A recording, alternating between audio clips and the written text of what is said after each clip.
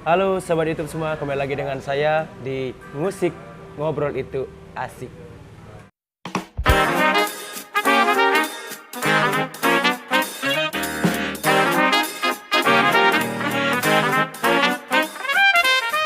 Nah, hari ini saya mau ngobrol sama teman lama saya. Namanya, yang saya kenal ya, namanya adalah Ari Oplong. Ari Oplong. Kalau nama sebenarnya nih, nama panjang aslinya siapa sih, Ri? Nama benernya tuh Ari Hamzah Dwi Payana namanya. Ari Hamzah Dwi Payana ya. Cuma kalau teman-teman orang-orang yang manggil tuh kadang panggilan sayangnya tuh Oplong gitu, Pak. Panggilan sayangnya Oplong. Kok bisa Oplong nih? Kenapa nih kok? Ini dipanggil Oplong nih dari kecil, dari SMA apa gimana nih? Enggak, jadi waktu itu masih SMP kalau nggak salah ya, SMP. Jadi waktu itu ada kejadian gimana gitu, lagi main tempat teman, ada satu kejadian lah ya, pokoknya nggak pantas kayak diceritain di sini. Oke. Nah itu dari situ dipanggilnya langsung Oplong gitu. Ngomong Oplong aja. Akhirnya terus-terusan sampai sekarang di basket dimanapun itu dipanggilnya Oplong gitu. Oke. Nah, teman-teman musik semua, Ari ini adalah seorang profesional atlet yang saya tahu di Bali. Benar, profesional apa? Ya, bisa dikatakan seperti itu. Oke, profesional atlet yang saya tahu dan sangat banyak terlibat di perbasketan di Bali pada khususnya ya. Iya, betul. Nah, Ari, sejak kapan sih sudah mulai suka bola basket atau main basket nih? Kalau suka bola basket itu sebenarnya dari SMP. Jadi dari SMP kelas 1 udah mulai suka basket. Awalnya tuh gini. Jadi dulu tuh saya sekolah di salah satu sekolah negeri di Denpasar ya. Okay. Nah, pada zaman itu masih musim-musimnya Porjar tuh, Pak. Oh, nah, jadi pada Porjar itu kan biasa tuh anak-anak SMP pas itu yang olahraga pagi itu kalau timnya tanding basket kan kita mainnya dulu tuh di SMA gitu kan. Iya, betul. Nah, pada saat tim kita lagi main, kita yang olahraga tuh disuruh datang untuk jadi supporter gitu. Nah, kebetulan pada saat itu saya SMP 3 waktu itu, SMP Negeri 3 Denpasar. Tim saya tuh tanding lawan SMP 1. Pada saat itu saya belum main basket, masih baru masuk SMP kan. Nah, nonton ke Semansa, waktu itu mainnya di Semansa. SMP 1 lawan SMP 3 Denpasar, main di Semansa. Nah, pada saat itu ngelihat teman-teman kakak kelas tuh, terus ada teman saya satu kelas juga ikut main di sana. Ngelihat mereka main tuh kayaknya keren banget gitu loh, diteriakin sama orang-orang dengan gaya basket kan keren kan, gayanya layup, gayanya shooting apa, terus diteriakin juga sama anak-anak SMA, kakak cewek ya, cewek. Nah itu jadi itu menarik banget. Jadi gue pengen jadi pemain basket nih, nanti gue harus jadi pemain basket, pengen juga diteriakin kayak gitu kan. Sesuatu yang wah gitu. Kita belum pernah sebelumnya tahu bola basket tuh kayak gimana, ternyata sekeren itu gitu. Jadi dari sana akhirnya setiap tim saya bertanding, tim SMP 3 bertanding, saya nonton gitu. Nah dari sana mulai senang bola basket dan akhirnya ikut berlatih kayak gitu. Oke. Nah, biasanya nih kalau main basket itu kan pasti sangat membosankan nih. Ya kan? Titik jenuh, ada titik jenuhnya. Pernah sih mengalami titik jenuh dalam bermain basket nih? Kalau titik jenuh itu pasti ada ya, saya rasa itu pasti ada karena bukan cuma di basket aja, pasti di semua cabang olahraga pun itu pasti ada titik jenuhnya. Cuma sekarang gini, bagaimana cara kita menghandle itu pada saat maksudnya mengambil suatu tindakan atau sesuatu hal untuk mengantisipasi pada saat kita mengalami kejenuhan itu, karena semua pasti ngalamin itu. Nah, caranya saya pada saat saya mengalami titik jenuh seperti itu adalah biasanya saya itu ambil kompetisi. Saya main di kompetisi, tapi kompetisinya nggak di Bali. Saya keluar kota. Ya, saya main keluar kota, entah itu ke Surabaya, entah itu ke Jakarta, ke Bandung, ke Malang gitu. Saya main ke sana dengan teman-teman di sini. Nah, lucunya, maksudnya bukan lucu ya, maksudnya kayak serunya itu. Saya ke sana tuh naik mobil.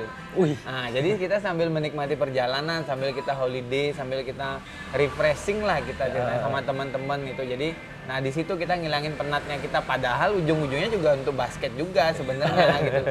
Penatnya kita di Bali itu udah kita keluar ya sampai jalan-jalan. Nah, pas jalan-jalan keluar ada kompetisi, main di sana sekalian, pulangnya sambil jalan-jalan, mampir-mampir ke tempat wisata kayak gitu. Jadi ngilangin penat lah, ngilangin rasa jenuh gitu. Oke. Nah, Ri, selama menekuni basket dari tadi bilang di SMP ya, Ya SMP. apakah ikut komunitas-komunitas basket, apa sih, klub-klub basket nggak Rik, untuk memperdalam permainannya nih? Oh, jadi gini, kalau dulu itu ya pas zaman saya, oh ya. Wah, ini minumnya datang nih. Ya, makasih Kakak. Oke, makasih.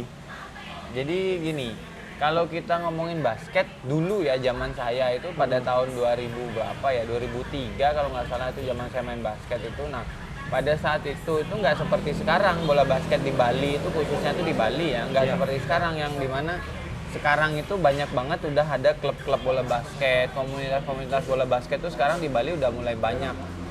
Kita bisa hampir temuin lah di setiap daerah sekarang pasti punya klub bola basket. Betul. Mungkin nggak cuma basket aja, entah ada sepak bola juga ada, volley juga ada sekarang gitu. Tapi kalau kita ngomongin dulu itu sulit banget ada ini basket. Kenapa ya? Karena mungkin dulu itu kompetisinya tidak sebanyak sekarang. Kalau sekarang kan penyelenggara event itu banyak, yang entah dari swasta atau dari sekolah-sekolah atau dari kampus itu banyak. Kalau dulu itu masih jarang, jadi hanya terbatas dulu itu pertandingan bola basket, sehingga mungkin klub-klubnya pun juga ada sedikit gitu. Nah, dulu itu saya mulai basket itu dari sekolah SMP Negeri 3 Denpasar. Nah, kebetulan pelatih saya di sekolah SMP Negeri 3 Denpasar itu punya komunitas sendiri, punya klubnya dia sendiri. Di mana klubnya itu juga terdiri dari anak-anak junior, SMP, terus ada anak-anak SMA-nya, terus ada anak-anak kuliahnya juga. Jadi kayak ada jenjangnya gitu. Nah, saya sekaligus pada saat latihan di sekolah itu juga latihan di klubnya dia itu gitu. Nah, dari sana mulai berkembang lah, ketemu dengan kakak-kakak kelas, main lawan anak-anak SMA, lawan anak-anak kuliahan gitu. Jadi mulai kemampuannya tuh mulai step up gitu. Jadi lebih baik gitu. Karena ketemu lawannya juga lawannya yang gede-gede gitu kan. Waktu itu kita masih kecil ya, SMP. Secara mentality kan. dilatih ya. Mental juga penting, apalagi bola basket itu kan body contact ya, full betul, body contact. Beda dengan bulu tangkis atau mungkin bola voli yang bener-bener harus kita jago banget untuk bisa ini. Tapi di basket itu kalau lu jago banget tapi lu dibentur kali jatuh, lu nggak akan bisa poin gitu loh. Beda Percuma di basket. aja ya? Percuma. Sama kayak bola kan juga gitu kan. Jago tapi kalau larinya kalah sama B nggak ada sama kayak gitu. Adu body atau apalah kayak gitu. Oke. Yuk, Rik, minum dulu, Rik. Iya, Pak, silakan. Kebetulan ini kita ada di mana namanya nih tempatnya, Rik? Ini kita lagi di Rumah Coffee and Community Hub. Namanya jadi tempatnya itu di Gatsu 4. Jadi Gatsu 4 itu tepatnya pas di belakang S Hardware. Oke. Kebetulan punya teman juga, jadi kita support lokal by lokal. Betul. Ini saya terima kasih buat tempat syutingnya hari ini. Kita disupport sekali di sini.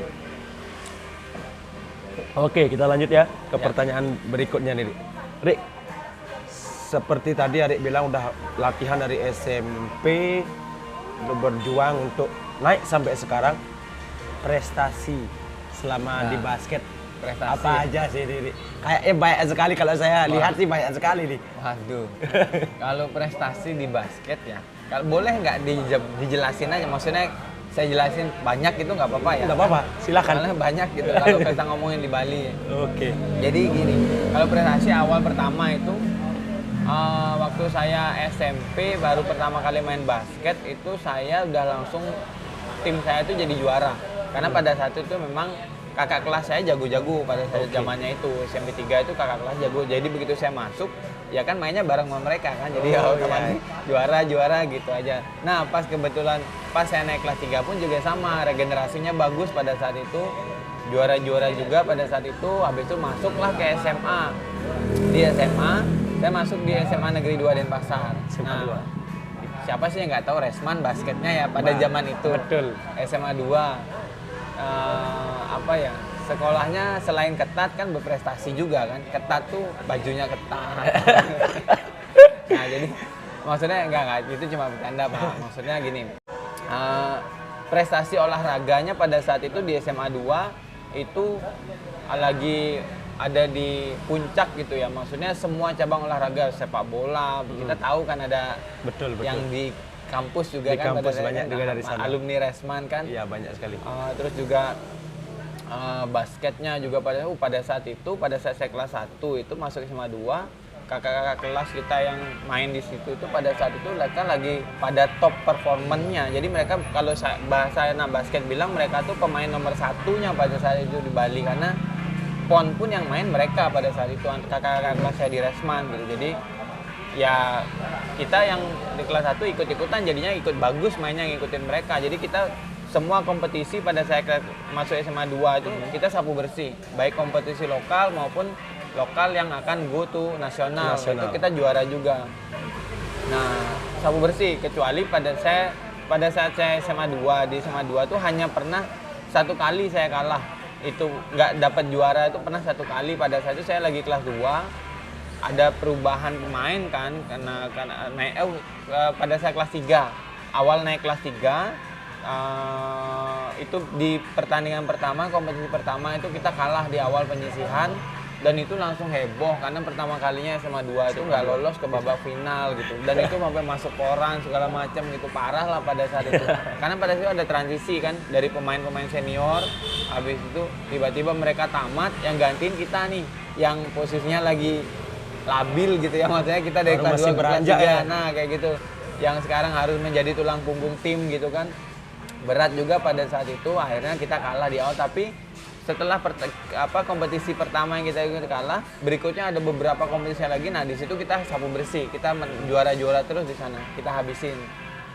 Jadi pada masa SMA itu penuh dengan prestasi lah bisa dikatakan pada saat itu gitu. Tapi ya kompetisi zaman itu tidak sebanyak sekarang. Ya, betul. Seperti yang saya bilang tadi di awal, yang paling kita tunggu-tunggu pasti Porjar. Nah, karena itu sudah pasti kan Porjar, dan ujung-ujungnya nanti kita akan mewakili daerah kita di Porseni Bali, provinsi. Itu yang pasti kita tunggu-tunggu, yang pasti ada. Nah begitu kita masuk ke, saya mulai tamat, mulai kuliah pada saat itu. Nah di situ baru mulai banyak kompetisi, karena saya mulai mengikuti kompetisi nggak hanya yang diadain di Bali aja, karena saya sudah boleh ikut dan kompetisi-kompetisi yang diadain di nasional, yang diadain di luar kota, di Surabaya, di mana. Nah, di situ saya mulai ikut kompetisi dari tahun 2010 kalau nggak salah ya Pak. Itu ada namanya LA Streetball. Jadi LA Streetball itu adalah ajang nasional. Sebenarnya dia ajang internasional.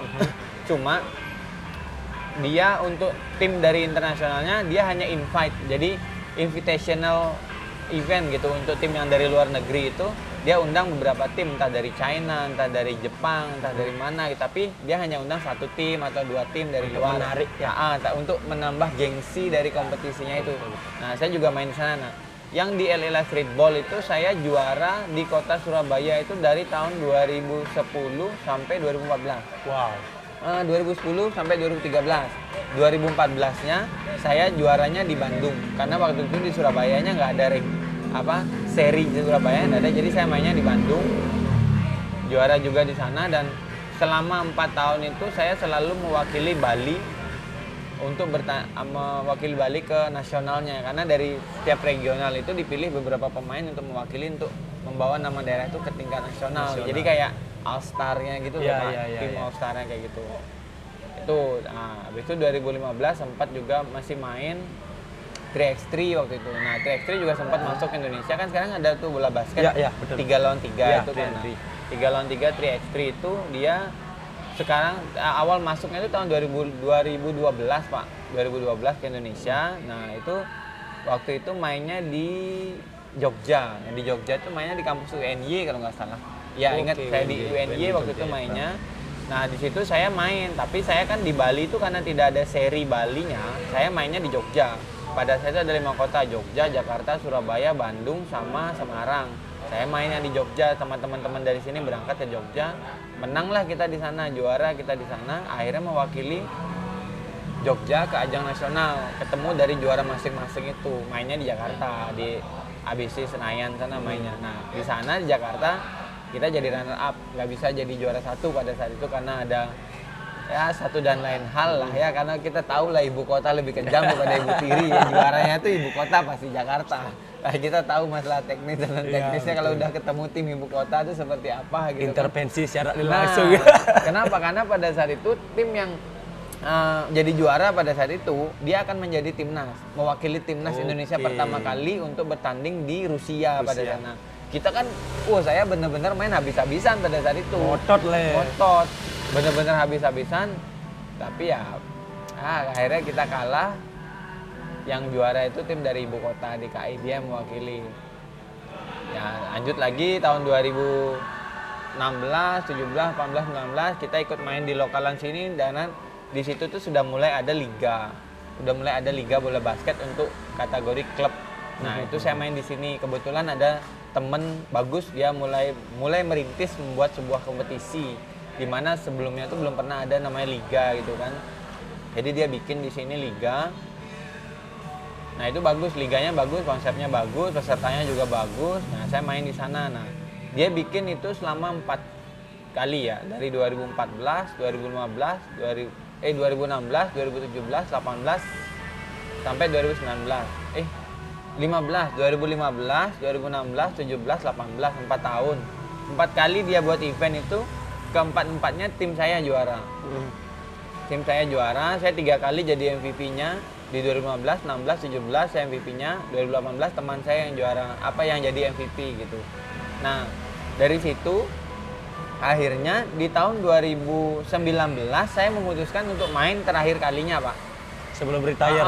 Bukan sebelum retire, maksudnya gimana nih? untuk main bola basket di Bali terakhir kalinya. Karena gini, selama perjalanan saya main itu dengan berbagai kompetisi yang kita sudah ikutin, berbagai apa yang sudah kita jalanin di sana, saya kan mulai berkecimpung bukan hanya di permainan bola basketnya, maksudnya jadi atlet saja, karena mulailah dari teman-teman dari pengurus organisasi bola basket itu merekrut saya sebagai salah satu anggotanya gitu kan. Jadi baik itu sebagai pengurus di bidang apanya lah seperti itu, karena mungkin melihat dari pengalaman yang sudah kita jalanin kan gitu kan, mereka appreciate atas itu, mereka rekrut. Nah, itu yang membuat saya akhirnya di 2019 saya memutuskan untuk main terakhir. Nah, di situ saya main, pada saat itu ada kompetisi baru namanya. Nah, ini namanya Liga Bali. Jadi Liga Bali itu salah satu event bola basket terbesar yang ada di Bali saat ini, karena dia konsepnya adalah liga, di mana di sana itu di dalam Liga Bali itu dia ada 7 kategori umur dari SMP, SMA, SMP putra putri, SMA, klub putra, klub putri, veteran. Ditambah satu lagi itu SMA putri yang belum masuk. Nah, itu ada 7 kategori dan dari masing-masing kategori itu ada 10 tim. Dan itu liga. Jadi mereka satu tim dengan 10 itu ketemu semua. Nah, bayangin berapa lama itu kan? Bisa 4 bulan, 5 bulan itu pertandingannya. Nah, itu saya main di sana terakhir dan di 2019 itu saya juara. Masih juara juga.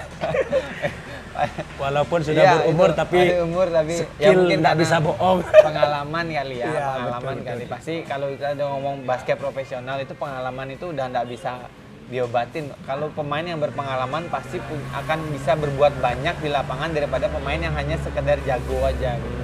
Ya, di bola juga sama, Pak, kan di bola pasti tahu itu.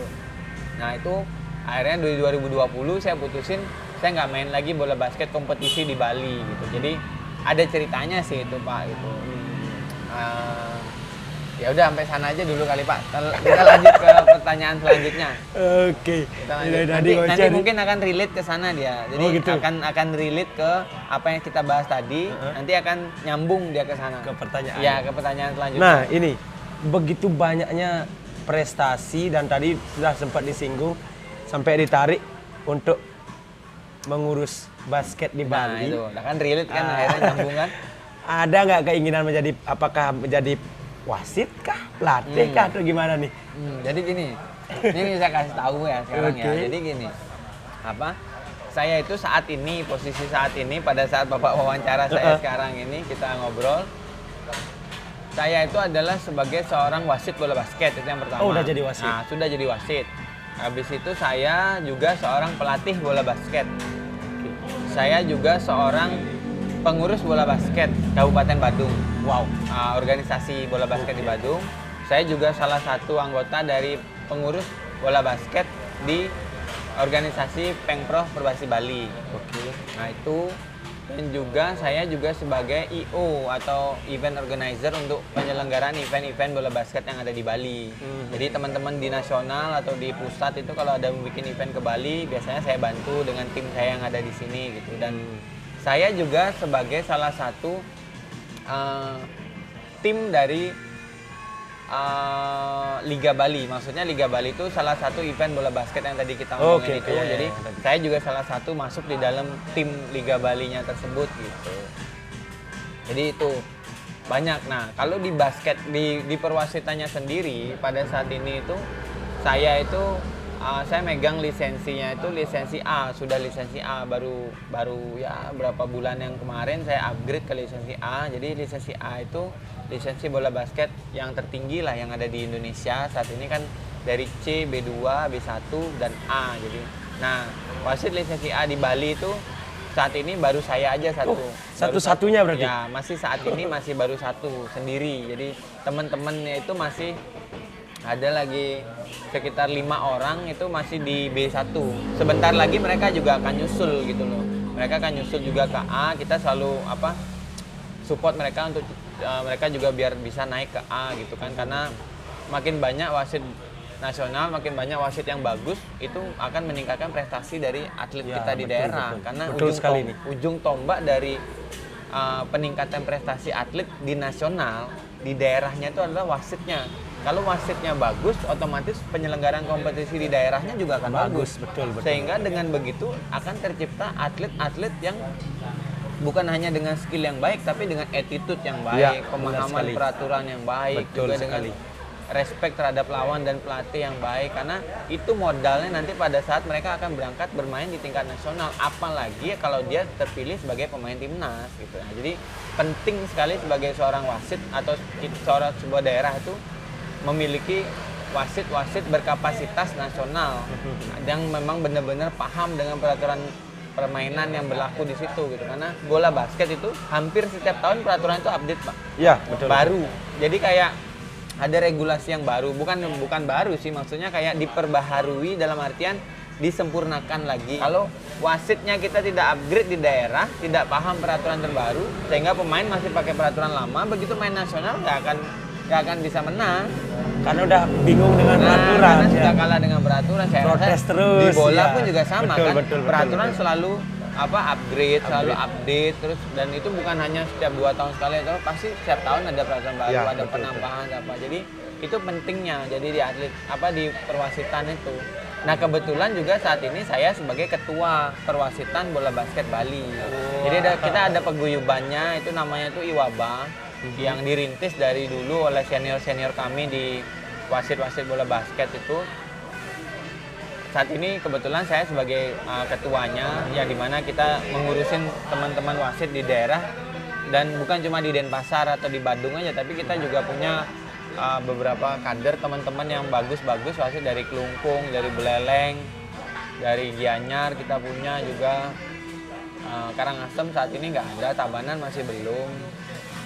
Jembrana kita ada di sana, di Gianyar juga banyak. Jadi itu pentingnya kenapa saya paling gemes gitu ya, maksudnya paling pingin banget untuk maju di perwasitan, karena saya kan sering main di luar tuh, yang saya ceritain soal prestasi-prestasi tadi kan. Saya nggak cuma main di Bali aja, saya juga main di nasional gitu kan. Jadi saya melihat di sana tuh bahwa banyak sering terjadi teman-teman atlet atau pemain dari daerah itu yang main ke nasional, mereka tuh kalah tuh bukan karena kalah skill, bukan karena kalah, tapi karena kalah tidak paham dengan peraturannya. Oh, ternyata nggak boleh gini ya main gitu. Oh, ternyata begini itu pelanggaran. Oh, ternyata begini itu traveling kayak gitu. Nah, itu banyak terjadi sehingga mereka miss, atau mungkin ya kalau basket itu kan gini, menang 100 poin dengan menang 1 poin sama-sama menang kan? Ya, betul. Ngerti maksudnya, Pak? Nah, Ngerti. pada saat skor tipis beda 1 poin, beda 2 poin, nah itu mereka melakukan kesalahan misalnya pada saat dia harusnya bisa dribble layup, tapi ternyata dia melakukan pelanggaran traveling gitu kan. Ya. Akhirnya bola untuk lawannya cetak poin, jadinya dia kalah kayak gitu. Hal-hal seperti itu yang sering terjadi di sana. Berkaca dari pengalaman itu, saya pulang ke Bali, saya paksa, saya push teman-teman di sini, terutama wasit-wasitnya, untuk bisa upgrade di bidang peraturan, di bidang perwasitan, biar mereka lebih paham dan lebih bisa mewasiti dengan lebih baik kayak gitu Pak. Itu di perwasitan. Habis itu di apa lagi ya Pak tadi ya? Ini di organisasi. Di organisasi ya. Sampai lupa sendiri apa yang mau dibicarain. Banyak banget ya. Di di organisasi. Nah, di organisasi itu saya juga di Perbasi Bali. Berarti kalau di organisasi basket itu ada 3 berarti ya. Perbasi Bandung, saya di bidang kompetisi. Dari pengelolaan kompetisi. Pengelolaan kompetisi. Habis itu di Pengprov Perbasi Bali, saya di bidang Binpres, bidang prestasi yang membidangi atlet-atlet, teman-teman pelatih dan teman-teman wasit. Maksudnya pada saat misalnya ada upgrade kayak penataran pelatih, penataran wasit, nah itu kita yang bantu nanti memfasilitasi mereka. Terus kalau ada misalnya penyelenggara event mau bikin event, kita bantu untuk fasilitasi juga, baik itu dari segi perwasitannya, segi penyelenggaraannya dan lain-lainnya kayak gitu. Terus di IWABA itu maksudnya Ikatan Wasit Bola Basket Bali. Jadi itu saya yang paling lama di organisasi ya di IWABA itu, mulai dari piye, saya dari kecil banget, dari kita nggak tahu apa, bener-bener belajar, dibimbing sama senior-senior kita di sana. Akhirnya sekarang saya jadi ketuanya di sana. Di situ saya banyak belajar bagaimana kita jangan pernah merasa puas gitu Pak. Jangan pernah kita merasa puas dengan apa yang kita sudah milikin, dengan ilmu yang kita sudah punya, karena sebenarnya apa yang kita punya sekarang itu pada saat kita bawa keluar gitu ya, atau kita nggak sharing sama orang lain atau sama teman-teman kita di daerah terutama khususnya itu nggak ada artinya sebenarnya. Betul sekali. Kalau yang tahu, yang punya cuma kita aja, misalnya kita tahu satu ilmu gitu ya tentang atau saya misalnya mungkin tentang perwasitan, tapi saya tahu sendiri gitu, saya nggak mau sharing sama teman-teman kita di daerah, baik di Gianyar, di mana, saya nggak mau sharing misalnya, itu nggak akan ada gunanya buat percuma saya. Kita punya ilmu percuma, gitu. Jadi itu akan lebih berguna kalau kita share ke mereka, kita bagikan itu semua ke mereka, kita bantu mereka juga untuk step up. Jadi itu yang akan bermanfaat bukan hanya untuk kita aja, untuk Bali sekalipun Pak. Jadi kompetisi bola basket pun akan lebih hidup, lebih bagus.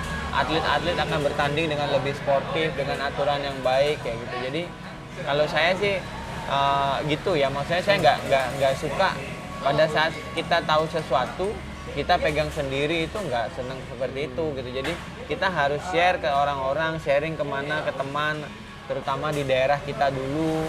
Jadi biar ilmu itu bisa bermanfaat bagi banyak orang, nggak cuma untuk kita aja sendiri ya. Betul sekali. Karena ilmu itu nggak ada habisnya sih bagi saya. Maka makin kita tahu, makin kita sadar bahwa kita tuh sebenarnya nggak tahu apa-apa gitu loh. Itu yang saya rasain gitu, terutama di IWABA itu. Ngerasa pintar, saya udah sampai di sini nih, saya udah sampai di sini. Tapi makin saya sampai naik, kok saya ngerasa kok makin tambah bodoh gitu. Kayaknya ternyata begini, ternyata kita tahu di atas sana ternyata lebih banyak lagi ada cabang jaring ilmunya jadi, ya. Ternyata emang kita harus share. Jadi dengan share itu juga kita selain berbagi pengalaman, kita juga dapat belajar dari mereka kayak gitu. Jadi pada saat itu saya ikut di Jogja itu penatarannya tuh lisensi C, basic ya, lisensi basic pada sana. Saya ikut dan lulus sebagai lulusan terbaik pada saya. Jadi kalau wasit tuh gini Pak, pengumuman lulusnya tuh tidak diumumin tuh ke personal orangnya yang ikut. Jadi saya ikut penataran nih, penyelenggara tuh dia ngasih, Blong lu lulus gitu, ngasih ini surat kamu lulus, nggak kayak gitu. Jadi dia itu menyampaikan bahwa kita lulus tuh, tapi dia menyampaikan itu ke Pengprov kita, ke pengurus perbasi kita di daerah kita, bahwa ini loh ada orangnya kamu dari daerah kamu lulusan terbaik wasit gini. Saya nggak ngerti pada saat pokoknya selesai penataran pulang aja. Dikatakan lulus, saya cuma waktu itu saya dikasih hadiah kaos sama apa gitu sebagai lulusan terbaik gitu ya. Habis itu saya pulang ke Bali, nggak tahu, maksudnya kita nggak tahu, saya pikir hanya mengikuti itu aja gitu. Udah selesai bahwa saya boleh jadi wasit nih gitu. Saya nggak tahu bahwa wasit itu juga ada apa namanya kayak administrasinya, harus kita tergabung ke salah satu pengkap atau pengkot di daerah kita atau di pengprov kita gitu. Kan saya nggak tahu karena waktu itu masih kuliah. Nah, setelah saya pulang ke Bali itu beberapa teman dari daerah itu ngubungin gitu, yang mungkin mereka yang tahu ya karena dikasih pengumuman atau apa. Oh, kamu lulus ya katanya gini. Loh, saya aja nggak tahu jadi nilainya gimana, nggak tahu. Oh, ternyata lulus. Dan akhirnya direkrutlah saya pada saat itu oleh salah satu pengkap Badung waktu itu. Nah, kebetulan senior saya juga yang membina, yang membimbing kita di wasit itu dari teman-teman dari pengkap Badung. Nah, mereka yang akhirnya merekrut dan membina kita pada saat itu di Badung, diajak bantu tugas wasit dapat pengalaman. Nah, dari sana lah kita mulai upgrade lagi dari C ke B2 naik ke B1. Saya naik B1 itu 4 tahun lalu. Jadi nah, untuk jenjangnya ini gimana nih? Apakah kita aja istilahnya langsung aja boleh atau gimana? Untuk jadi wasitnya itu. Jadi gini, kalau untuk mau jadi wasit itu minimal kan kita punya basic dulu ya. Iya. Basic untuk kita bahwa kita tahu nih peraturan bola basket kan gitu. Oke. Dan ditambah yang kedua tuh penunjangnya adalah fisik. Iya. Fisik dalam artian bukan penampilan fisik aja, tapi kemampuan fisik dalam artian kita wasit bola basket kan lebih capek daripada pemain. Pemain lah. Boleh substitution kan, bisa ganti. Kalau wasit kan nggak bisa kan selama 4 kuarter. Kecuali wasit cedera sendiri. Nah, kecuali wasit cedera sendiri mungkin kalau ada wasit pengganti bisa. Kalau nggak ada. Nah itu jadi lagi. Basicnya adalah punya pemahaman tentang peraturan bola basket dulu. Yang berikutnya adalah punya kemampuan fisik yang menunjang nanti pada saat mereka akan bertugas. Nah, begitu mereka sudah memiliki itu, mereka harus memiliki yang pertama adalah lisensi, license, sama kayak kita naik motor harus punya SIM dulu, baru boleh. Kalau kita tidak punya SIM mengendarai motor, otomatis itu menyalahi aturan, walaupun itu kadang nggak ditilang, kadang ditilang kan gitu kan. Betul. Tapi pada dasarnya itu adalah menyalahi aturan. Nah, sama di basket pun juga sama. Kalau kita mau mewasiti di suatu kompetisi, itu kita harus memiliki lisensi yang legal, di mana itu diakui di setiap daerah dan di nasional. Itu yang ngeluarin kalau untuk wasit daerah itu yang ngeluarin itu pengprovnya, provinsinya. Kalau udah di tingkat nasional yang ngeluarin Perbasi Pusat di Jakarta. Nah, itu minimal harus punya lisensi C dulu. Bagaimana cara untuk mendapatkan lisensi C ini? Mereka harus mengikuti pendidikan. Pendidikan itu maksudnya bahasanya itu kalau dibaca kita di basket itu penataran wasit bola basket lisensi C, sekolah lagi lah istilahnya. Kayak gitu, belajar lagi kayak gitu. Jadi nah itu setelah mengikuti penataran itu, kalau mereka lulus mereka akan mendapatkan lisensi dan mereka berhak untuk mewasiti. Tapi itu pun juga nggak sembarangan, karena gini, tingkatan wasit itu kan dari lisensinya ada dari C, B2, B1 dan A. Kita ngomongin yang nasional dulu ya. Ada satu lagi nih FIBA namanya, tapi FIBA itu internasional ya, maksudnya kita di Indonesia ada beberapa banyak juga wasit FIBA. Tapi kita nggak perlu ngomongin itu, kita sampai di A aja dulu karena di Indonesia sampai di A dulu. Jadi C itu wasit daerah lisensi dasar itu hanya boleh mewasiti untuk pertandingan yang mempertandingkan klub atau sekolah sekabupaten. Berarti skopnya kabupaten. Nah, contoh kayak Porjar dan Pasar, Porjar, Gianyar. Jadi yang tanding kan sekolah-sekolah di sana aja, betul. Tidak antar kabupaten kan. Nah, itu C boleh. Yang berikutnya B2 itu boleh mewasiti pertandingan antar kabupaten. Jadi nggak hanya sekabupaten, tapi dia sudah boleh antar kabupaten dalam satu provinsi. Bukan antar kabupaten dalam provinsi yang berbeda. Nanti maksudnya ya, Mataram sama Denpasar kan antar kabupaten, tapi kan antar provinsi juga itu gitu. Tapi dia bolehnya di antar kabupaten dalam satu provinsi, maksudnya. Nah, Denpasar lawan Gianyar boleh, Badung dan Bangli boleh, Beleleng, Jemberana boleh. Nah, itu yang berikutnya itu ada B1. B1 itu udah nasional, levelnya sudah nasional. Nah, kalau sudah di B1 itu sudah boleh mewasiti di kejurnas. Pertandingan antar provinsi sudah boleh. Bahkan di PON pun sudah boleh mereka bertugas di sana. Tapi kan itu nanti akan diseleksi lagi dari pihak Pengprovnya, dari PP-nya juga, atau mungkin mewasiti di IBL, di kompetisi liganya, liga tertinggi di Indonesia. Itu sama, B1 dan A itu sama. Cuma nanti yang A itu dia nanti boleh menjadi penatar. Oh, gitu. Jadi boleh menatar untuk lisensi C di daerahnya, di daerahnya. Iya, Kalau iya. misalnya di Bali mau ada penataran wasit, terus teman-teman dari Pengprov minta bantuan saya untuk bantu support gitu ya, untuk menatar di teman-teman di daerah gitu, misalnya di daerah mana, kabupaten mana, untuk lisensi basic C itu boleh. Saya sudah boleh untuk itu. Gitu. Tapi untuk yang lisensi B2 bukan saya, itu beda lagi. Jadi harus yang sudah punya pengalaman atau punya kriteria tersendiri untuk itu gitu. Untuk mencapai ke lisensi A pun tidak mudah gitu, karena saya pun harus menunggu 11 tahun. 11 tahun ya? Itu untuk enggak sih 10 tahunan untuk bisa menjadi wasit dengan lisensi A gitu. Jadi emang nggak mudah karena ada estimasi durasinya. Jadi kayak misalnya dari C ke B2 minimal 2 tahun, B2 ke B1 minimal 2 tahun, baru maksudnya minimal 2 tahun tuh baru boleh upgrade gitu loh. Jadi nggak bisa kita saat ini kita lulus C gitu. Terus bulan depan saya mau ambil lagi yang B2 gitu, nggak boleh. Karena kenapa nggak boleh? Maksudnya logisnya gini, lu baru jadi wasit lisensi C, terus tiba-tiba lu mau naik ke lisensi B2 gitu kan, pengalamannya udah ada belum nih gitu. Sedangkan itu tingkatan ilmunya beda gitu loh, karena dia akan mewasiti antar kabupaten, bukan sedang udah siap belum lu kayak gitu. Jadi harus ada pengalaman. Kan saya bilang, kalau kita ngomongin di olahraga, pengalaman itu penting gitu. Experience is gold gitu, kalau kita ngomongin di olahraga gitu. Benar sekali. Nah, selama main basket nih, Rik, ada nggak sih pengalaman lucu yang pernah Ari alami atau sama teman-teman alami selama di dunia basket? Mungkin pengalaman menarik lah. Kalau pengalaman menarik ada nggak kira-kira? Ya.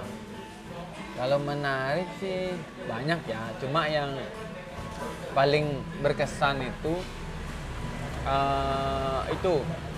yang paling berkesan buat saya itu buat saya pribadi, buat saya pribadi. Pada saat tahun 2013, pada saat itu main di LA Streetball, pada saat itu kita nggak ada persiapan sama sekali. Kita main yang regional seri Surabaya. Kebetulan pada saat itu kita menang juga di sana. Nah, cuma gini, pada saat itu kita sebelum kita menang itu menjadi juara di sana tuh, kita ditandingin sama tim All Star-nya Kalimantan. Nah, jadi pilihan. Kita kan klub daerah nih, satu klub daerah. Nah, ditandingin sama pemain terbaiknya dari tiap kabupatennya di Kalimantan. Mereka kumpul jadi All Star gitu. Jadi namanya Borneo All Star gitu atau apa gitu nama timnya. Itu kita ditandingin sama dia di final. Kebetulan kita ketemunya di final sama mereka. Nah, pemain saya kan segini-segini doang badannya, mereka tuh yang gede-gede apa segala macam dan udah slam dunk kayak gitu. Ketemunya sama mereka itu di final gitu. Nah, kita yang di daerah kan ketemu pemain yang model-model begitu, gila nih. Makan juga nih kan gitu. Akhirnya tapi karena gini ya, kembali lagi tadi pengalaman. Kita udah pengalaman juara dari berapa kali. Mereka tuh sekarang tumben datang ke Surabaya main lawan kita, yang notabene kita adalah juara bertahan di sana sudah 3 tahun gitu kan. Akhirnya di final dengan baku hantamnya itu kan, bagaimana kan tahu kerasnya pertandingan final kan.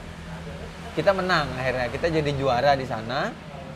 Dan pada saat itu kan kepilih nih All Star dari Surabaya nanti yang akan mewakili Surabaya di nasional. Nah, yang mewakili Surabaya nasional tuh yang dari Bali cuma kepilih saya tok sendiri. Padahal saya juara 1, tim saya juara 1. Tapi yang dipilih cuma satu orang. Cuma satu aja. Kan curang kan? Maksudnya nggak curang sih, maksudnya kok saya aja gitu, sedangkan yang saya 1 orang, yang All Star Kalimantan itu 5 orang diambil. 5 orang dari timnya mereka, saya sendiri. Habis itu ditambah dari Surabaya 1 sama dari Lombok 1. Ingat itu teman saya Surabaya 1, Lombok 1 sama Kalimantan 5 orang. Nah, sebenarnya sih kalau kita ngomongin fair nggak fair ya harusnya yang Tim juara juara. dong yang lebih banyak kan gitu ya. Tapi kenapa kok yang kalah yang lebih banyak? Tapi ya oke lah, itu ini ke panitia gitu kan. Mungkin panitia punya penilaian tersendiri. Tapi emang bagus-bagus sih timnya. Positif aja lah. Timnya mereka yang diambil itu emang bagus-bagus, bener-bener punya kemampuan untuk streetball gitu. Oke lah, main lah. Dari sana berangkatlah kita ke nasional. Nah, di nasional itu sudah, waduh, kalau udah ngomongin nasional, ketemu all-star dari masing-masing daerah itu udah ngeri-ngeri itu. Maksudnya mainnya sudah profesional semua, mereka udah biasa ngerjain orang, biasa apa segala macam udah. Itu udah. Nah, ketemu di sana ternyata di luar ekspektasi kita. Padahal kita ekspektasinya, saya pribadi pada saat ekspektasi saya adalah hanya yang penting main di final, karena saya sudah 3 tahun berturut-turut berangkat mau menjadi atletnya Bali di nasional pada saat itu di streetball. Nah, di berikutnya yang tahun 2013 itu kan saya juga kayak nothing tulus gitu loh. Jadi mau menang kayak mau kalah kayak ya udah tampil gitu. aja Kalau juga lah, saya gitu ya. datang sini sendiri, teman-teman Balinya nggak ada Nggak gitu ada. kan, nggak ada yang support gitu kan. Karena kan kita pasti main dengan pemain dari daerah lain itu kan belum tentu bisa Chemistry-nya belum masuk, ya. sama Betul, dengan betul, kita teman di Bali kan. Akhirnya main nothing tulus. Di luar ekspektasi, ternyata di semifinal pada saat kita ketemu tim kuat itu tim Bandung pada saat itu, Jawa Barat, yang diisi pemain-pemain profesional pada saat itu, dan mereka juga langganan final, hampir setiap tahun mereka di final. Ternyata kita menang di semifinal lawan mereka gitu. Menangnya juga menang tipis sih maksudnya, cuma itu di luar ekspektasi dan di luar ekspektasi dari semua penonton yang ada di sana. Waktu itu mainnya di Istora waktu itu, di Istora Senayan. Ternyata kita menang gitu. Nah, dan akhirnya kita masuk final kan. Nah, di final itu kita ketemu sama tim DKI biasa, Yang tadi tuan dia rumah. bilang. Tuan rumah, tapi ini kompetisinya beda. Beda Streetball. kompetisi aja, Mainnya tapi- aduh. Udah, kalau dalam DKI udah habis, udah nggak tahu kenapa, karena akhirnya kita kalah, kita jadi juara 2 nasional. Tapi itu salah satu prestasi yang saya ingat sampai sekarang, karena pada saat itu bener-bener 2013 kan. Nah, itu tuh pada saat saya nyusun skripsi loh Pak. Iya. Jadi bener-bener lagi pusing, nggak ada persiapan apa, tapi ya udahlah berangkat aja gitu kan. Ternyata bisa mencapai hasil yang maksimal di nasional. Nah, dari sana mulailah saya banyak punya teman-teman di nasional, karena kan kita kan foto kita diupload di media nasional, di apa, jadi orang mulai banyak tahu di situ. Itu sih yang paling berkesan buat saya. Oke. Nah, Ri, punya nggak nih atlet basket yang menjadi panutan? Yang pertama ada di nasional, yang kedua di internasional lah. Oh, di nasional, di ini ya, maksudnya di Indonesia. Kalau dikatakan panutan itu kalau saya lebih tepat itu bilangnya idola gitu. Ya, idola. Betul. Tapi mungkin orang sama gitu ya, persepsi antara panutan dan idola itu sama. Tapi buat saya idola aja deh ngomongnya gitu. Saya punya idola satu. Tapi idola saya itu sebenarnya beda posisi main dengan saya gitu loh. Saya tuh shooter, kalau dia tuh center gitu. Bentrok ini. Nah, dia tuh ada namanya Om Loli. Ini nama benernya tuh Sudiatnyana gitu ya. Nyoman Sudiatnyana gitu. Loli Taba. Imade Sudiatnyana. Taba mana benar ya Loli ya? Loli Imade Sudiatnyana dari Beleleng.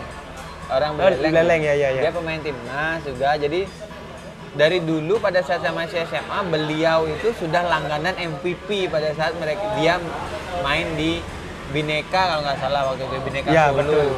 Dia selalu MVP tiap tahun dia selalu jadi pemain terbaik di Liga Bola Basket Indonesia pada saat itu. Nah, dari situ saya ngefans karena gaya mainnya, cara bermain, dan prinsip hidup sehat yang dia pegang sampai sekarang gitu. Jadi beliau itu sampai sekarang itu masih tetap hidup sehat, dalam artian makannya masih dijaga, olahraganya masih teratur, jaga body masih disiplin lah, menjaga kebugaran tubuhnya, dan bahkan sampai usianya sekarang pun mungkin sudah 50 tahun lebih ya. Itu beliau itu masih aktif bermain dan sangat kompetitif di kompetisi. Jadi beliau main di tingkat nasional, di daerah ataupun di internasional, di klub veteran itu dia masih bermain dan sangat kompetitif. Dia masih bener-bener fight banget mainnya gitu loh, dibandingin dengan teman-teman yang mungkin kita lihat udah umur sekian tapi jarang mungkin olahraga atau apa. Nah, dari situ saya Apalagi kemarin juga kita bikin di sini tuh Liga Bali tuh, dia juga main salah satu klub di sini dan dia juara. Dan emang kelihatan banget disiplinnya. Jadi ya itu kalau itu yang buat saya mengidolakan beliau gitu ya. Terus kalau di internasional, kalau saya sih ini seneng mengidolakan itu almarhum Kobe Bryant ya, yang baru saja meninggal karena ada musibah itu. Kenapa saya mengidolakan Kobe? Karena satu, posisi dia tuh sama dengan saya main. Nah, posisi saya main tuh kayak Kobe, jadi shooting, dribble, lay up kayak gitu. Dan sama beliau tuh di Kobe ini juga gaya hidupnya sehat, terus family-nya sayang keluarga, kehidupan sosialnya baik, dia sering berjiwa sosial lah kayak gitu. Jadi dan yang paling buat saya ini karena visi bermainnya dia pada saat dia bermain untuk timnya, visi dia bermain itu maksudnya visi itu bagaimana dia ingin menang, membawa tim ini untuk menang. Itu yang buat saya tuh, oh saya harus bisa nih kayak dia gitu, saya harus bisa. Jadi setiap saya bermain saya harus punya visi bahwa saya ingin bawa tim ini menang. Saya nggak pengen membuat orang itu terkesan dengan saya hanya karena permainan saya, tapi saya pengen walaupun saya nggak cetak poin, tapi saya bisa bawa tim ini menang gitu. Jadi ada visinya beda gitu. Visinya beda karena kadang pemain zaman sekarang itu pengennya tuh show off gitu loh. Pengen bermainnya tuh show off. Jadi dia pengen tampil gitu loh. Jadi pengen diteriakin sama penonton karena dia banyak poin. Pengen difoto masuk Instagram atau masuk majalah karena gitu. Tapi kan visinya beda. Nah, visinya Kobe itu jelas, dia pengen bawa timnya juara dan dia selalu jadi tulang punggung. Nah, itu yang buat saya mengidolakan Kobe gitu. Oke. Ada nggak Neri keinginan yang belum tercapai di basket sampai saat ini nih? Di basket lo ya? Keinginan yang belum dicapai gitu ya? Belum tercapai. Kalau keinginan yang belum dicapai sih saya rasa sudah tidak ada ya di basket. Maksudnya di basket saya sudah pernah rasain semua, saya sudah cobain semua. Cuma ada satu hal masuk salah satu wishlist ya, itu keinginan itu maksudnya wishlist. Jadi ada satu, tapi sudah tercapai sebenarnya di tahun lalu, cuma berkembang lagi keinginan itu gitu Pak. Jadi gini, kompetisi yang ada di bola basket di Bali itu semua itu bentuknya itu adalah turnamen. Ya betul. Di mana mereka bertanding sekali main kalah selesai. Ulang mereka kan. Sekarang Pak bayangin gini, logis ya, kita pakai logika sederhana gini. Kita ngelatih anak sekolah atau satu klub bola basket di sekolah selama 6 bulan persiapan. Latihan seminggu 3 kali, entah latihan fisik, latihan drill, latihan pattern, latihan pola atau apa segala macam. Tapi setelah 6 bulan latihan berapa kali, ratusan kali seperti itu dengan mereka habis-habisan, begitu tanding ketemu lawan kalah 1 poin gitu misalnya. Kalah tapi mereka kan walaupun hanya 1 poin tapi kalah mereka. Akhirnya mereka tersingkir dari kompetisi tersebut. Bayangin berapa kecewanya mereka pada saat itu. Mereka setelah persiapan sekian lama hanya diadu sekali kalah. Dan pada saat mereka main sekali kalah itu apakah yakin semua pemainnya sudah bermain? Pasti ada cadangan yang dimana dia tidak dapat kesempatan bermain. Padahal mereka mengikuti pelatihan itu selama ngerti maksudnya ya Pak? Ngerti. Itu yang membuat saya tuh kalau seperti ini terus, coba Pak Biras, bayangan posisi Bapak ada di posisi pemain yang kalah itu, salah satu pemain yang kalah itu. Apa punya semangat lagi untuk latihan berikutnya? Betul. Nah, pasti akan down kan mental kita dan kita akan aduh capek latihan terus tapi begitu main kalah pula enggak usah ada basket lagi dah. Atlet berkurang kan. Nah, kayak gitu. Itu dasar saya. Itu pertama dasar saya sehingga saya tuh punya keinginan dari dulu tuh pengen membuat sebuah kompetisi. Tapi bentuknya tuh liga. Nah, ini salah satu mimpi saya bahkan Pak, mimpi bahwa saya ingin di Bali itu punya liga. Punya liga di mana pemain dari segala macam usia itu bisa bertanding di sana. Baik dari sekolah, kuliah maupun yang klub yang udah tua pun boleh bermain di sana dan mereka tidak bermain dengan sistem gugur. Oke, sistem kompetisi penuh. Itu sudah lama saya impikan, mungkin sudah dari 5 tahun yang lalu itu Pak. Nah, di tahun 2019 terwujud itu. Jadi saya membentuk tim lah, ketemu sama salah satu partner saya pada saat itu, yang kebetulan juga partner saya itu orangnya apa ulet ya, orangnya ulet, dan dia juga semangat pada saat itu. Saya kasih tahu, kita ada mau bikin gini, mau ikut nggak, mau gabung nggak, kita ini segala macam, bareng-bareng kita. Akhirnya tuklah itu Liga Bali ini, Liga Bali di mana pada saat itu kita awal itu mentandingkan 6 kategori, dari SMP, SMA, klub putra, klub putri, veteran, dan satu lagi apa ya? Pokoknya ada 6 kategori, SD, satu lagi SD yang saya lupa. Dari kategori SD loh Pak, Liga Bali itu. SD, SMP, SMA, klub putra, klub putri, klub veteran. Ada 6 kategori pada saat itu. Itu yang kita pertandingkan. Nah, di mana pada tahun pertama kita penyelenggaraan itu, antusias dan respon dari masyarakat bola basket Bali itu sangat baik. Sangat baik, dan bahkan dari sponsor pun baik Pak pada saat itu. Jadi nggak tahu kenapa, jadi kalau nak baling orang tuh mes saja pesupir sponsor gitu loh pada saat itu gitu. Jadi kita banyak dapat sponsor pada saat itu, media kita dapat sponsor, dari brand juga kita dapat sponsor dari mana.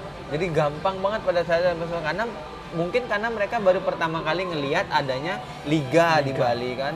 Dan itu dari 6 kategori itu, satu kategori itu terdiri dari 10 tim, dan 10 tim itu mereka bertanding secara liga. Jadi mereka ketemu dengan semua peserta di kategorinya itu. Nah, itu yang membuat saya akan mengembangkan atau membentuk karakter dari pemain. Karena pada saat liga itu, yang berlatih atau yang mendapatkan ilmu bukan hanya pemain. Pelatih akan mendapatkan ilmu di sana. Jadi pada saat minggu ini dia main lawan ini kalah, minggu depan lawan tim yang sama derajatnya dengan itu harus bisa menang. Gimana? Belajar dari kesalahan kemarin. Jadi ada waktu mereka pembenahan. Mereka selama seminggu itu mereka berbenah. Oh, kemarin kita kalah mungkin karena defense-nya kurang rapat, atau mungkin offense kita banyak kecolongan.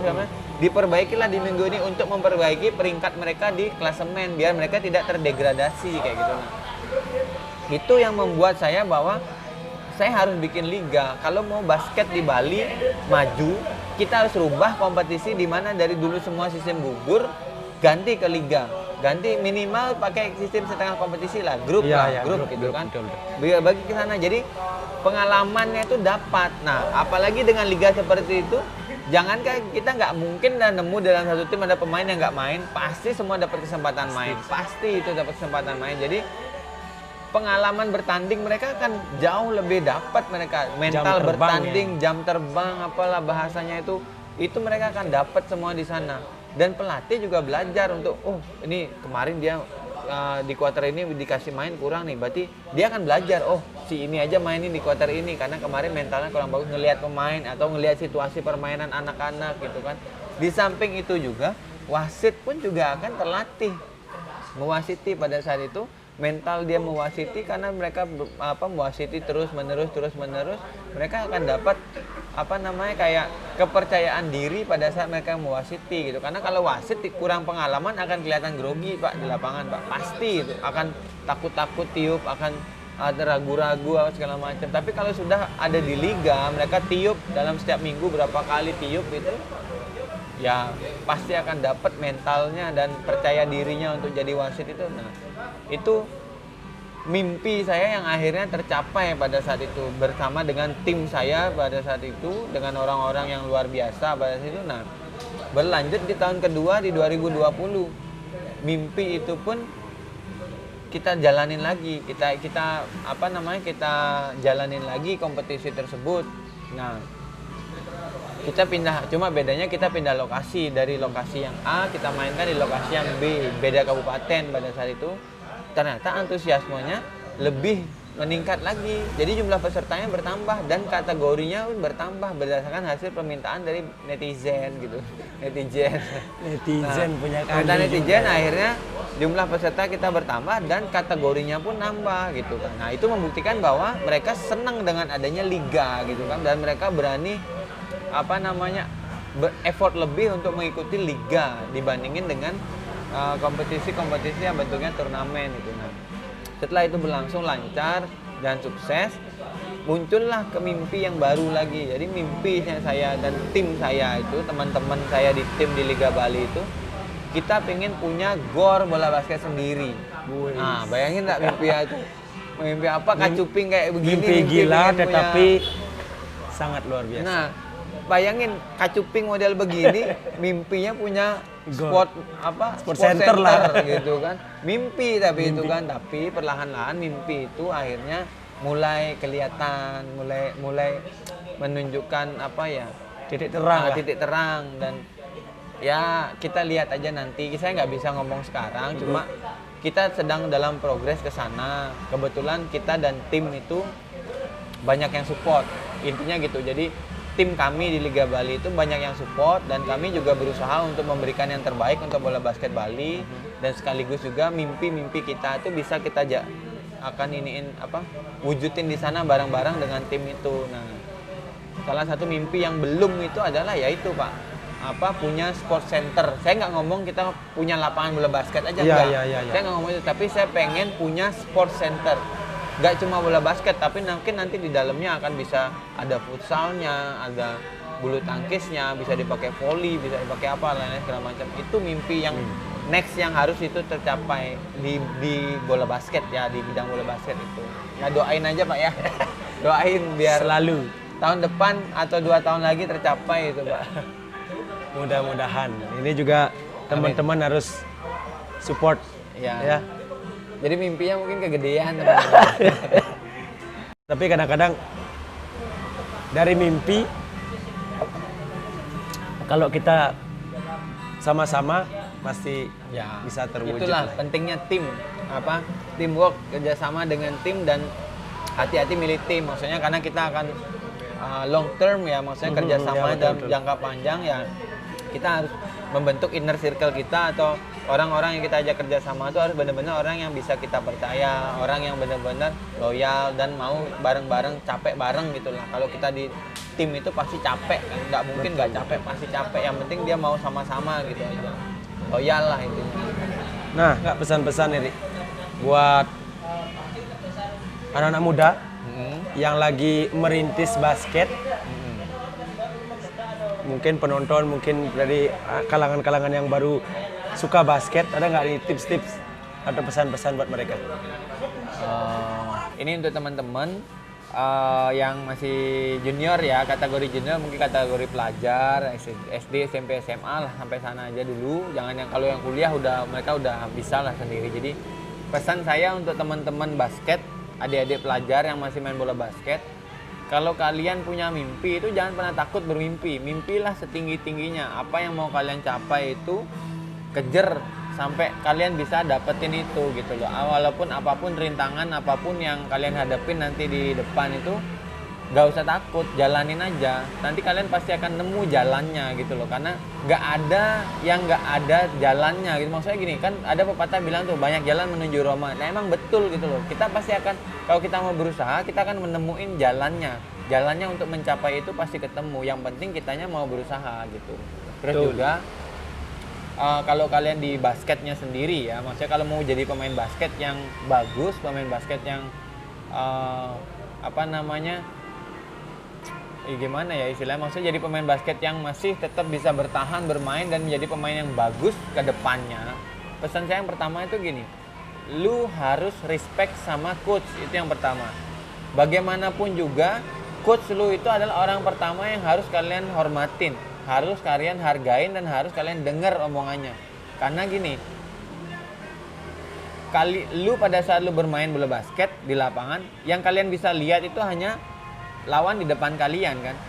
Tapi kalau coach itu bisa ngelihat semuanya, orang yang ada di belakang kamu, dia bisa lihat temenmu yang kosong di depan yang tidak terjangkau oleh sudut pandang matamu, itu bisa dilihat sama coach. Jadi coach tuh pada saat dia ngomong, kamu harusnya pasir sana, betul, karena teman kamu itu kosong gitu. Tapi kamu tidak menghiraukan itu karena kamu nggak lihat, nggak ada dia di sana kayak gitu.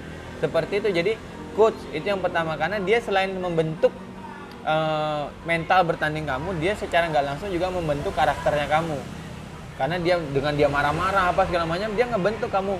Lu harus jadi pemain yang tough gitu, yang kuat, yang tangguh. Jangan jadi pemain yang cengeng gitu. Apalagi untuk bola basket itu yang body contact, itu lu harus jadi pemain yang benar-benar siap untuk ngadepin lawan gitu. Karena pada saat bermain itu akan ada trash talk, maksudnya trash talk itu kayak omong-omongan kasar dari lawan yang buat ngejatuhin mental kalian atau apa. Nah, itu gak usah lu dengerin. Coach gimana, dengerin aja kata coach gitu. Fokus sama coach, itu yang pertama. Terus yang kedua, disiplin dalam berlatih gitu ya. Karena tidak ada atlet bagus atau atlet yang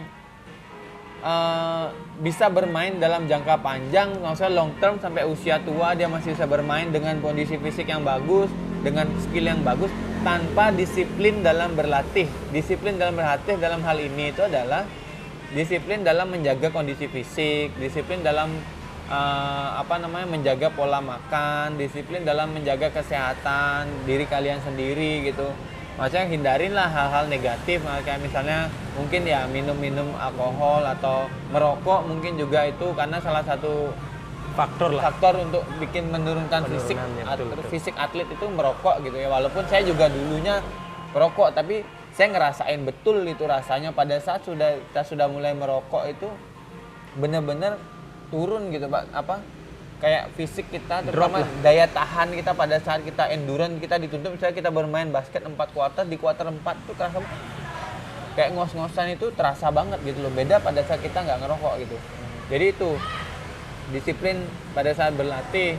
Dan yang berikutnya ya itu rajin ikut kompetisi. Jadi pada saat ada kompetisi dimanapun, ada saat gini, kalau emang kalian dikasih kesempatan oleh pelatih atau oleh sekolah kalian untuk ikut bertanding di sana, ikut aja, join aja di sana. Jangan pernah mikirin hasilnya, aduh takut nanti kalah, aduh takut nanti gini. Jangan pernah mikirin. Nah, kalau kalian punya pemikiran seperti itu, berarti kalian itu tidak cocok jadi atlet, karena kalian belum kalah sebelum bertanding gitu loh. Sedangkan atlet itu nggak gitu, dia harus tanding dulu, habis-habisan dulu pada saat tanding, baru nanti peluit terakhir menentukan, oh skornya menang dia, kita kalah. Nah di situ baru. Tapi kalau kalian belum tanding tapi kalian sudah kalah duluan, nah nggak cocok jadi atlet gitu. Makanya itu, jadi apapun yang kalian lakuin, maksudnya ada kompetisi apapun yang kalian mau ikutin aja. Jadi habis-habisan di sana, nanti hasil akhirnya biar yang berbicara gitu loh. Bagaimana meningkat atau tidaknya kalian tergantung bagaimana proses kalian mengikuti kompetisi itu. Apakah kalian sungguh-sungguh atau hanya setengah-setengah mengikutinya, atau pangkuala milu kan apa kayak gitu, enggak. Itu yang menentukan nanti. Itu proses itu yang menentukan nanti ke depannya kalian akan menjadi pemain yang bagus, pemain yang bisa bertahan, atau maksudnya bertahan dalam artian lu tetap jadi pemain yang bagus gitu. Karena banyak zaman sekarang tuh atlet yang bagus pada saat sekolah, pas kuliahnya atau naik umurnya tuh udah nggak kelihatan lagi gitu loh, karena mungkin nggak bisa jaga stamina, nggak bisa jaga fisik, gitu Pak ya. Udah mulai hilang namanya gitu kan biasanya. Jaga diri lah. Nggak bisa jaga diri lah tepatnya. Entah jadi pemabuk. Iya itu. Kayak gitu karena kebawa pergaulan mungkin ya. Itu sih pesan saya buat teman-teman semua, terutama khususnya atlet bola basket yang ada di Bali gitu ya, yang subscribe channelnya Pak Surya. Jadi nanti itu pesan saya buat kalian. Jadi tetap jaga stamina, jaga fisik, disiplin, respect coach, itu yang paling penting. Oke Dari, kayaknya kita udah ngobrol panjang lebar sekali. Siap. Dan sangat seru sekali saya berbicara sama Ari, dan ternyata banyak ilmu yang saya dapatkan dari pembicaraan hari ini bersama Ari Oplong. Oh nah, ini saya mau nanya lagi satu nih, Ri. Saya sampai lupa nih. Kayaknya Ari punya brand nih, brand baju clothing. Iya, namanya kalau nggak salah apa? Oplong. Kaos Oplong. Oh, kaos Oplong. Ya. Jadi itu cuma sebenarnya bukan ini ya brand, cuma kayak sampingan Pak, tapi sampingan yang sekarang jadi utama gitu. Awalnya cuma side job, tapi makin jalan ke depannya kok lumayan gitu, menjanjikan gitu. Akhirnya saya jalanin terus gitu. Jadi saya punya ada clothingan gitu, namanya Kaos Oplong.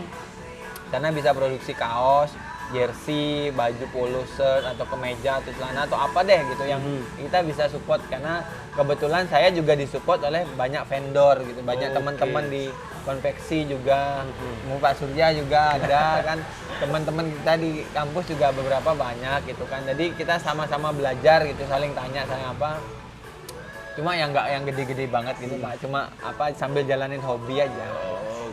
Ayo teman-teman boleh nanti kalau main-main ke rumah saya kasih merchandise kaos. Ya, apa namanya? Kaos Kaos oplong. oplong. Serius kalau ada yang mau main ke rumah nanti saya kasih merchandise. Oke, nah itu.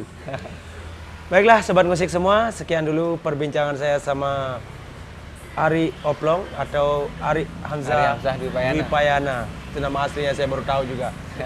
Sekian dulu musik hari ini dan semoga banyak pesan yang bisa diambil, hal positif yang bisa diambil. Dan buat teman-teman yang menonton channel saya ini, jangan lupa like, komen, dan subscribe-nya jika kalian berkenan. Terima kasih, sampai jumpa di musik berikutnya. Bye. Dan tentu saja dengan bintang tamu yang berbeda juga. Bye. Bye.